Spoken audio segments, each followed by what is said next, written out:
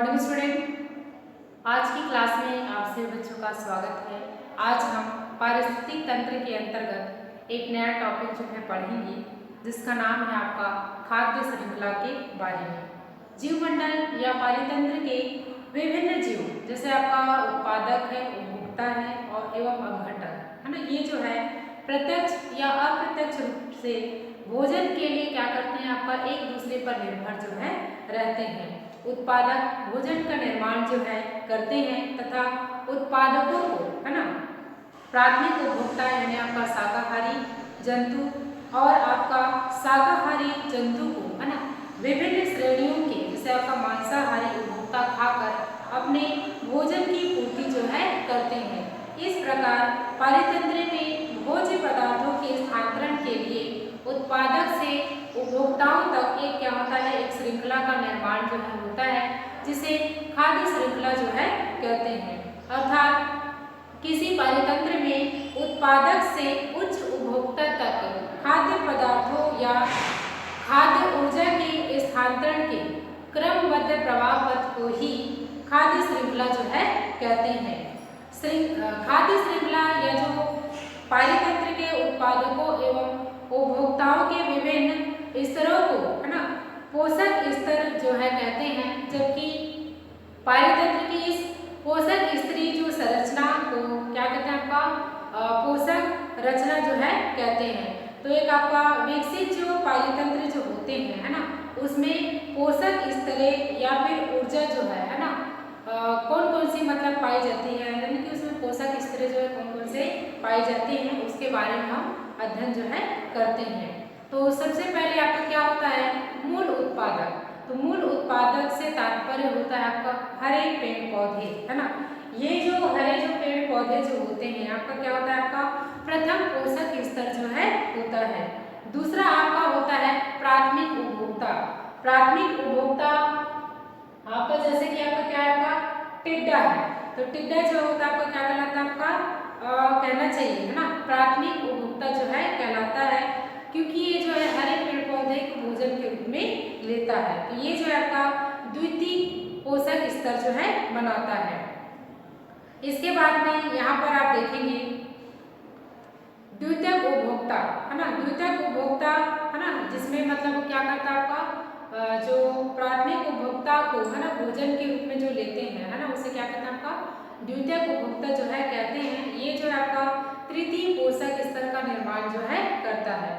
और चौथा जो होता है आपका तृतीयक उपभोक्ता। तो तृतीयक जो उपभोक्ता जो होते हैं, ये जो है क्या करते हैं, आपका द्वितीयक उपभोक्ता को भोजन के रूप में लेते हैं है ना, और ये जो है चतुर्थ या फिर अंतिम पोषक स्तर का निर्माण जो है करता है।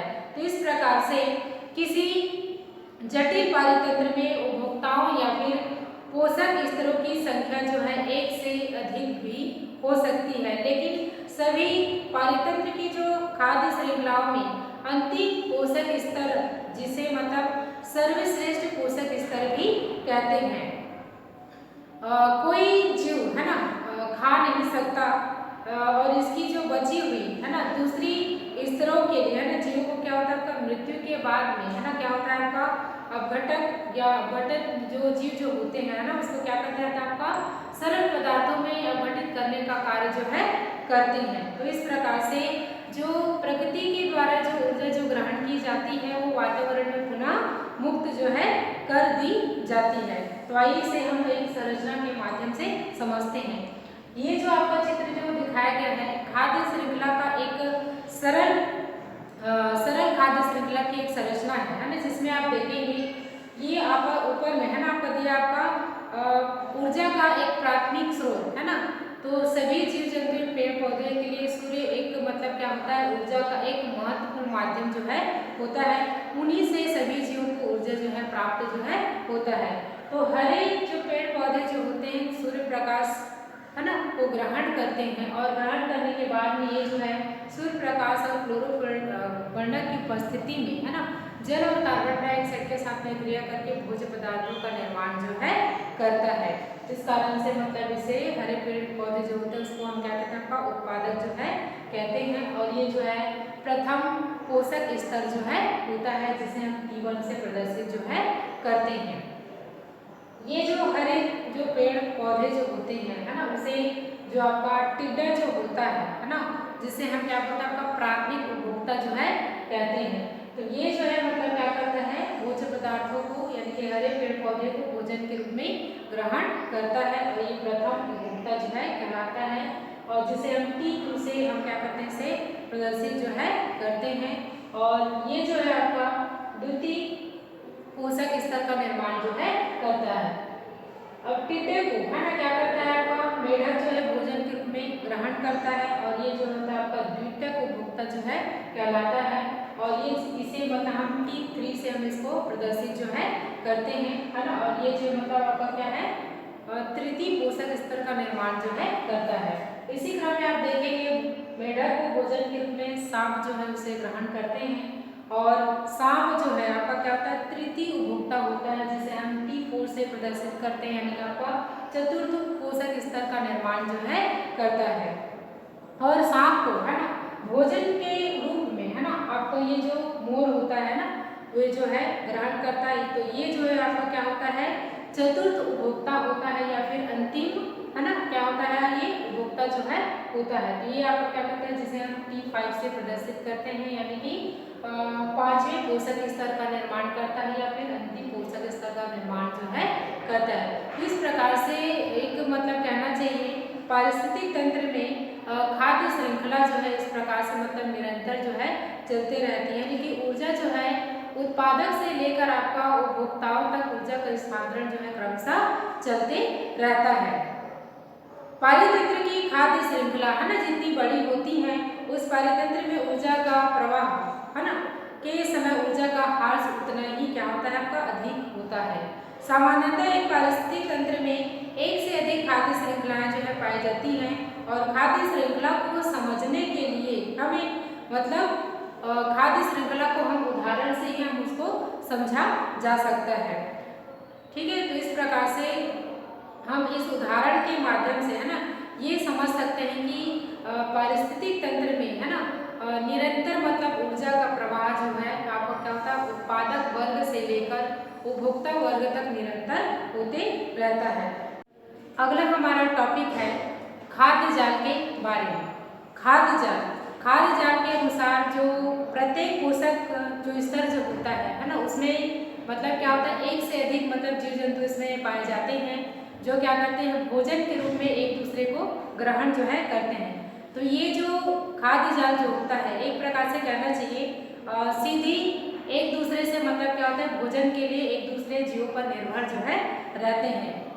प्राकृतिक स्थितियों में सामान्यतः केवल एक ही खाद्य जो श्रृंखला है ना ये जो है कार्यरत जो है रहना जो है असंभव होता है, अपितु कई खाद्य श्रृंखलाएं इसमें क्या होता है एक दूसरे के साथ में संबंध होती है या फिर एक दूसरे से जुड़ी हुई होती है। कहने का तात्पर्य ये भोजन के लिए एक दूसरे जीव पर क्या होता है आश्रित जो है रहते हैं। इस प्रकार से है ना कि अनेक जो खाद्य जो श्रृंखलाएं जो होती हैं एक समय कार्यरत रहने के कारण से इसे मतलब एक प्रकार से मतलब क्या होता है खाद्य जाल जो है बन जाता है।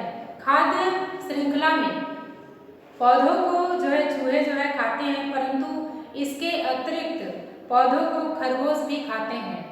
चूहे को सांप के अतिरिक्त है ना दूसरे प्राणी जो है क्या कहते हैं भोजन के रूप में लेते हैं, जैसे आपका बाज है या फिर मोर। इस प्रकार से एक समुदाय में अनेक प्रकार की खाद्य श्रृंखलाएं जो है निर्मित होती हैं या खाद्य श्रृंखलाएं जो है एक दूसरे से क्या होती है जुड़ी हुई होती हैं और एक प्रकार से मतलब खाद्य जाल जो है क्या कहते हैं एक क्रियात्मक रूप जो है ले लेती है। तो खाद्य जाल जो है एक प्रकार से क्या होता है किसी पारितंत्र के है ना खाद्य जाल में जितनी अधिक क्या होती है आपका जटिलता जो है होती है वह परितंत्र में उतनी ही क्या होती है आपका संतुलित जो है होता है। तो इस प्रकार से खाद्य जो जाल जो होता है खाद्य श्रृंखलाओं का है ना एक क्या होता है संबंध जो है होता है ना जिसके कारण से मतलब क्या होता है ये जटिल जो है होता है। और इसमें क्या होता है आपका कि पारिस्थितिक तंत्र में मतलब एक समन्वय जो है बना हुआ होता है। तो आइए इसे एक रेखा चित्र के माध्यम से समझने का प्रयास जो है करते हैं।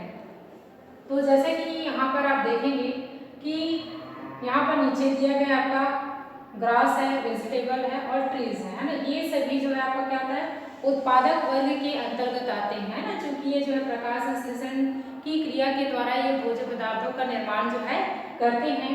तो इन उत्पादक वर्ग को है ना भोजन के रूप में है ना केवल यहाँ पर है ना रैबिट या खरगोश जो है भोजन के रूप में नहीं लेते हैं, बल्कि इन मतलब उत्पादक को है ना क्या होता है, जैसे आपका डियर यानी हिरण है ना, ये जो भोजन के रूप में लेते हैं। इसके अलावा कुछ मतलब चूहे जो होते हैं या फिर टिड्डा जो वर्ग होता है ना, जिसे क्या कहते हैं ये भोजन के रूप में लेते हैं। उसी प्रकार से ये जो शाकाहारी जो जीव जो होते हैं है ना, उन्हें मांसाहारी जीव जो है ग्रहण करते हैं।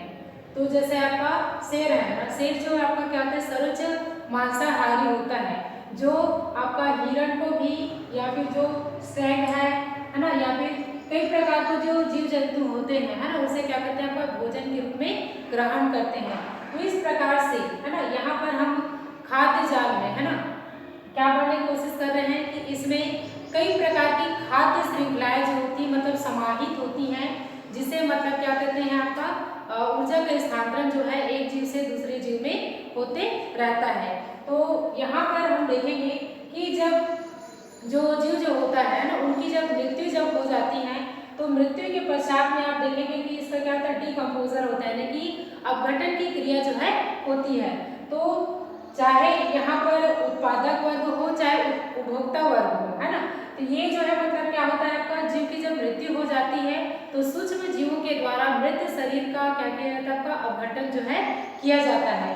तो यहाँ पर मतलब क्या रहा है कि जैसे उत्पादक वर्ग है वो क्या करता है प्रकृति से ऊर्जा को ग्रहण करता है। तो जो ऊर्जा हम प्रकृति से जो ग्रहण करते हैं वो जीव की मृत्यु के पश्चात है ना क्या होता है अपघटित हो जाता है, और वह ऊर्जा जो है वातावरण में पुनः जो है मुक्त जो है कर दी जाती है। तो इस प्रकार से मतलब क्या होता है ऊर्जा का स्थानांतरण जो है निरंतर एक जीव से दूसरे जीव में होते रहता है। तो आज की क्लास में हमने खाद्य श्रृंखला और खाद्य जाल के बारे में अध्ययन किया है।